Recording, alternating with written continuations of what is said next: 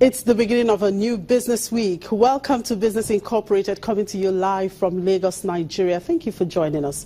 I'm Chimeze Obi Iwago. On the program today, the International Monetary Fund forecasts Mali's economy to grow by 5.3% this year and 5% in 2018. South African Parliament joins legal bid to quash call to change central bank's mandate. Plus, Kenya set to add value to gems and precious metals. Let's get started now with the markets. And we're starting off with markets in Africa. Here in Nigeria, the market resumed the week on a positive note, trading high at 0.06% on expectations of positive half-year numbers and the earnings week, as the earning weeks begin this week. However, in South Africa, the JSE index tilted to the south 0.09%. The South African Parliament today filed papers in court challenging the anti-graft watchdog's proposal that the central bank be forced to change its economic mandate.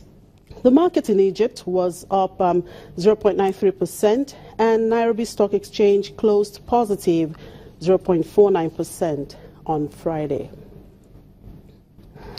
And in the Middle East, the shares of Saudi Arabia's United Electronics surged today after reporting a quadrupling in its second quarter net income and its first dividend distribution since 2015, while the region's banking shares were also strong.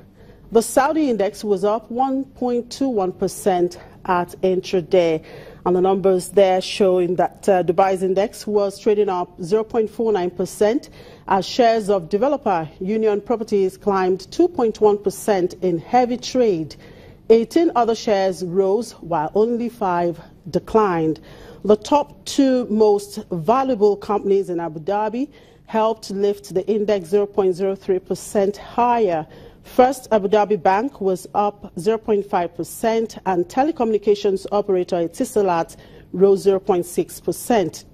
Banking shares were the top gainers in Doha, with heavyweight Qatar National Bank rising 1.0%. The Qatar index was trading up 1.07% at intraday. We move over now to Europe, where markets were higher in early trade, extending gains seen across Asia. Let's talk to my colleague in Frankfurt now, Janelle Dumalon, for more on market news. Good afternoon, Janelle. Thank you very much for joining us. Now, Janelle, some estimates put the rout at the global markets last week above $500 billion. What new optimism are on the street among investors to reignite what's called the animal spirit on Wall Street?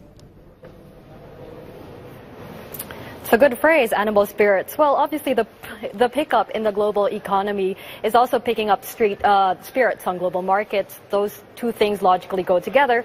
But I think the interesting thing to consider here is also context. It's been a decade since the financial crisis crippled global markets and also crippled appetites for ambitious deal making. And I think that hesitation is starting to fade, and this appetite is starting to return.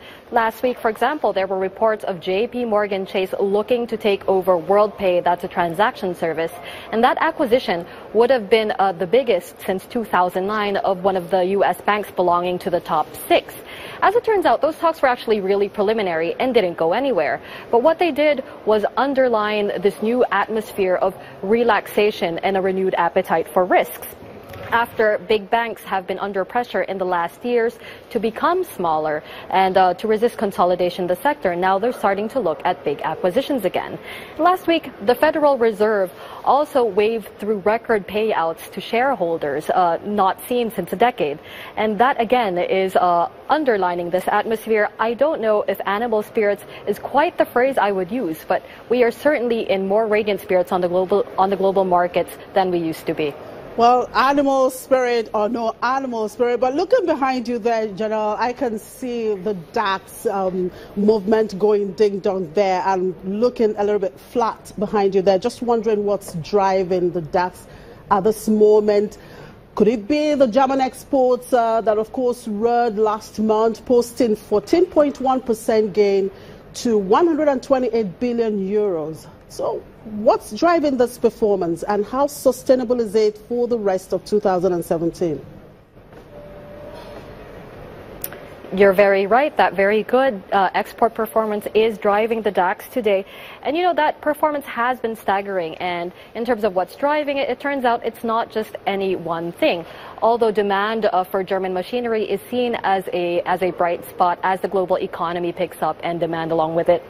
Now, of course, the strong showing for German exports is also coming off the back of other positive economic data from Germany, like factory orders and industrial output. The International Monetary Fund also revised its outlook for German growth upward to 1.8% for the rest of the year. So what we're seeing is that Germany is basically knocking it out of the park in terms of most metrics. Rising exports are just part of that. So all things being equal, we could see this sustained throughout the rest of the year. But do we know for certain that that's going to happen? Well, we never know for certain that anything's going to happen. And as it happens, we're seeing some appreciation in the euro that could weigh on exports, German exports in the future. Other things like the Brexit negotiations could also weigh down on trade in the future. So I guess that's how we keep things exciting here in Europe. Right, we're already in the mood for summer. Summer is already on in parts of Europe. So what's trending at the consumer goods, travel and leisure markets? And how are you spending your summertime? Very interesting question. I'm glad you asked it because it's so often overlooked. Now, when it comes to things like summer vacations, especially from my generation, they tend to place more value on things like places and experiences as opposed to material goods like cars and houses. And that's how consumers adjust their behavior accordingly. Now, social media also, of course, plays a big part in it. We are the so-called selfie generation. And who needs a picture of your car when they can have a picture of you in Crete? And in terms of where people are actually going, there has been a big demand for travel within Europe, especially as security concerns in Turkey and Egypt, once popular tourist destinations, dominate the news.